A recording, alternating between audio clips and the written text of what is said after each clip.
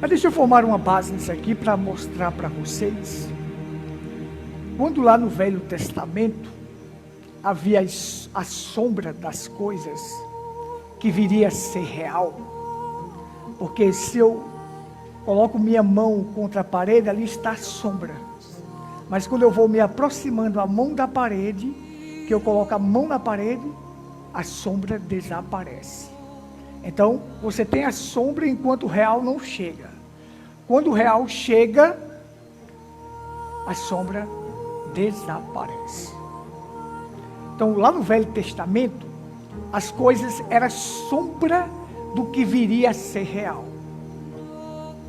Então, lá quando uma pessoa cometia um pecado, por exemplo, uma pessoa pecava, então ele tinha que levar o sacrifício ao sacerdote. Lá eles tinham, em Israel, o animal de estimação era um cordeiro, não era um cachorro aqui como o nosso. Lá era um cordeiro. Nascia um cordeiro macho, então aquele cordeiro sem defeito, eles levavam para casa e cuidavam daquele animalzinho como se fosse um animal de estimação. Até completar, quando ele tivesse 1 ano, ele podia ser sacrificado. Então, se numa família o esposo cometesse um pecado, e ele precisava levar o sacrifício ao sacerdote, e aqueles meninos na casa deles, que brincavam com aquele cordeirinho, gostavam dele, era a maior paixão por aquele cordeiro. Mas o pai cometeu um pecado. O pai precisa ser redimido. Então o pai vai pegar aquele cordeirinho de 1 ano e vai levar para o sacerdote cortar a garganta dele. Cortar a veia jungular para o sangue descer. Então o pai chegava para o sacerdote e dizia: eu cometi um pecado. O sacerdote dizia: vá lá e pegue um cordeiro macho sem defeito de 1 ano e traga. Ele ia lá e pegava o cordeiro, o animalzinho de estimação, e levava. O sacerdote dizia: não existe redenção e remissão sem sangue. Tem que haver sangue. Ou vai ser o sangue do cordeiro que você tem nas mãos, ou o seu sangue. O que é que você quer? O que é que você escolhe? Então tem que ter um substituto, tem que derramar sangue. Sem derramamento de sangue não há remissão de pecados. O cordeiro tem que ser morto.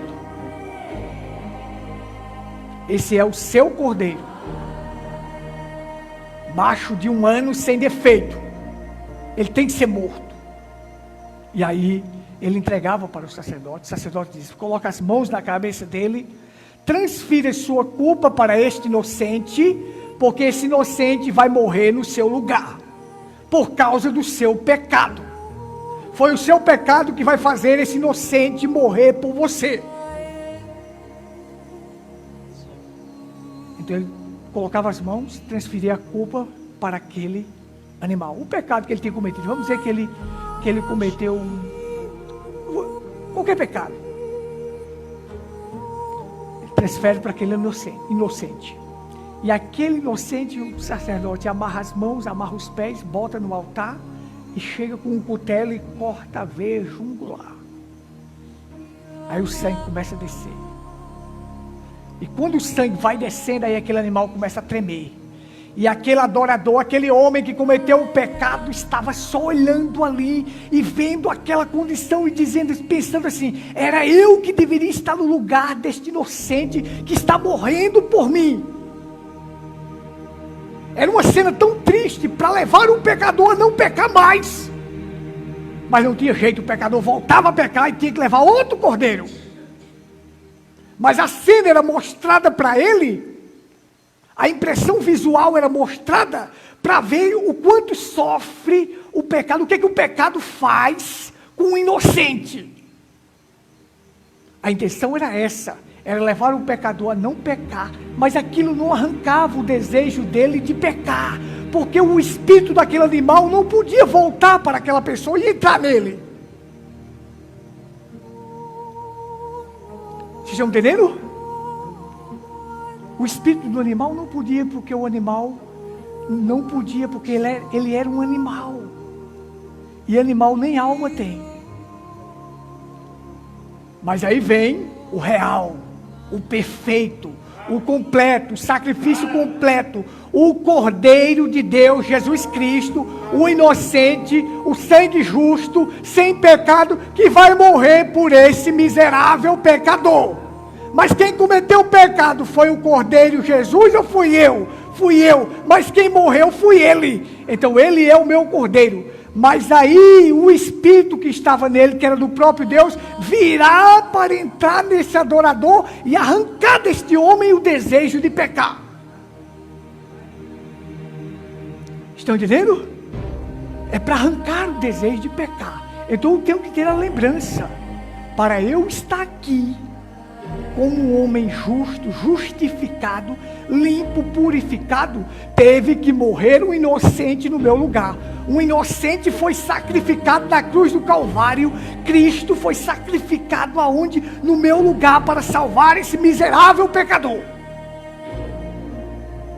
Está entendendo como é que é a figura? Ali era sombra, mas o real chegou. Aí ele disse: convém que eu vá. Eu digo a verdade para vocês, eu tenho que ir, porque se eu não for, o Consolador não virá. Aí as pessoas vão atrás de trindade, de dualismo, disso, daquilo. Ora, Jesus tinha natureza humana e natureza divina. A natureza divina era o Espírito que estava dentro dele, o Espírito Santo, o próprio Deus. A natureza humana era aquele corpo de carne que ia morrer. Ele disse: eu tenho que ir, eu tenho que ser sacrificado. Porque sendo eu sacrificado, eu vou esmagar Satanás. E se eu não for, o Consolador não virá. William Branham disse: era ele mesmo que ia voltar agora, como Espírito Santo, que o Espírito Santo que estava dentro dele iria voltar. Aquele corpo subiria, sentaria no trono, e o Espírito Santo viria para habitar dentro de nós. Como o animal não tinha, o espírito do animal não podia voltar, mas o Espírito de Cristo podia voltar para entrar dentro de mim e arrancar o desejo de pecar.